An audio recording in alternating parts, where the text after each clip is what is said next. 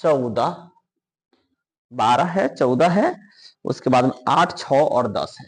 8 है, 6 है और आपको 10 है। ठीक है, वर्ग अंतराल आपको दिया हुआ रहेगा सवाल में, बारंबारता दिया हुआ रहेगा और आपको नहीं दिया रहेगा क्या, तो वर्ग चिन्ह आपको निकालना रहेगा। मेन आपको यही ध्यान देना है। माध्य, माध्यक और बहुलक 3 ठो जो है टॉपिक है, तीनों से किसी 2 टॉपिक से सवाल आता है। माध्य, माध्यक, बहुलक मतलब 3 है, जिसमें से 2 से सवाल पूछा जाता है। आज हम लोग जो है इस वीडियो में माध्य के बारे में जिक्र करेंगे, माध्य बताएंगे, और अगले वीडियो में आपको एक बहुलक और एक माध्यक का भी बताएंगे।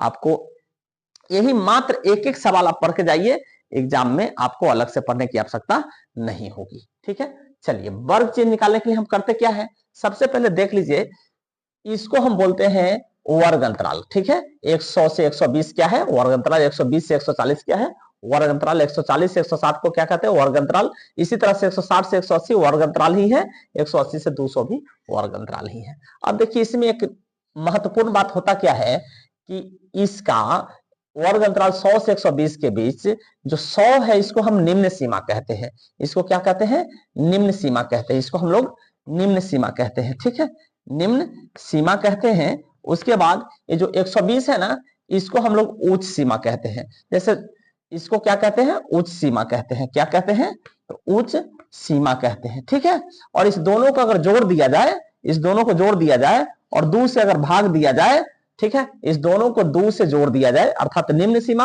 प्लस उच्च सीमा अब बट्टा 2 कर दिया जाए, तो हमको मिल क्या जाता है, वह मिल जाता है वर्ग चिन्ह। क्या मिल जाता है, वर्ग चिन्ह। जरा ध्यान से समझिए कॉन्सेप्ट, एक सवाल मात्र समझ लीजिए, आपको अलग से पढ़ने की आवश्यकता नहीं होगी। ठीक है, ये मिल जाता है वर्ग चिन्ह। तो आपको वर्ग चिन्ह निकालना है। जनरली माध्यम में वर्ग चिन्ह को xi से दिखाया जाता है। ठीक है, यानी xi।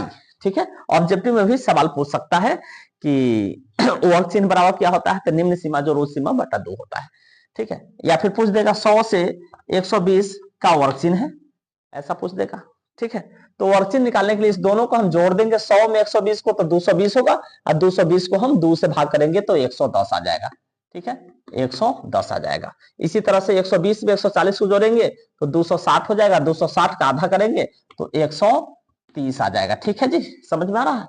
चलिए, अब 140 में 160 को जोड़ेंगे तो 300 आ जाएगा, 300 का आधा 150 आ जाएगा, 2 से भाग देना है। 180 में अगर 160 को जोड़ेंगे तो 16 32 तो 34, 340 को 2 से भाग करेंगे तो 170 आ जाएगा। ठीक है, इसी तरह से 180 में अगर 200 को जोड़ेंगे तो 380 होगा, 380 का आधा करेंगे तो 190 हो जाएगा। चलिए, यानी वर्ग चिन्ह हम लोगों के सामने आ गया। वर्ग चिन्ह हम लोग क्या कर लिए, निकाल लिए। वर्ग चिन्ह निकालने के बाद क्या निकालना है, xi डॉट fi, यानी xi को fi से गुना कर लेना है।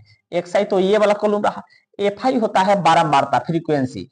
fi बारंबारता को कहते हैं, तो fi ये वाला रहा, अर्थात इस दोनों को आपस में क्या करना है, तो गुना करना है। ध्यान से समझिए, xi इंटू fi का मतलब है इस दोनों को आपस में क्या करना है, गुना। तो 12 11 कितना होता है, 132 पर 100 ना 100, यानी 1320। इस दोनों को आपस में गुना करने पर 1320 मिलेगा। फिर इस दोनों को आपस में गुना करिए, 14 गुना 130, तो 14 गुना 13 होता है 182, इस पर 0 रखिए। 15 अठे 120, तो 120 में भी एक 0 रखिए, 1200 आ गया। 17 छक्के 102, 102 इसमें 0 रखिए, 1020 यह भी आ गया। 19 ढाई, ये तो 1900 सिंपल आ जाएगा। ठीक है, चलिए समझ में आ रहा होगा। एक्स आई एफ आई कैसे निकाले, तो मेन यही ध्यान देना है कि हमको सवाल जो दिया हुआ रहेगा उसमें निकालना क्या क्या है। तो माध्य के सवाल में आपको वर्ग अंतराल दिया रहेगा, बारंबारता दिया हुआ रहेगा, आपको वर्ग चिन्ह निकालना रहेगा और एक्स आई एफ आई निकालना रहेगा। किसको कहेंगे एक्स आई, तो वर्ग चिन्ह को कहेंगे। एफ आई किसको कहेंगे, तो बारंबारता को कहेंगे। इतना तक में किसी को कोई दिक्कत नहीं होना चाहिए। चलिए, अब हम लोग यहाँ पे निकालते क्या है, तो sigma x I F I निकालते हैं। देखिए एक्स आई एफ आई, यानी ये टोटल जो कॉलम है एक्स आई एफ आई का है। सिग्मा यानी समेशन होता है, यानी सभी का जोड़। क्या करना है हमको, सबको क्या कर देना है, जोड़ कर देना है। तो 0 का 0, देखिए प्रोसेस बाई पढ़िए, 2 2 4, 4 2 6 के 6 हासिल हो गया, कुछ नहीं।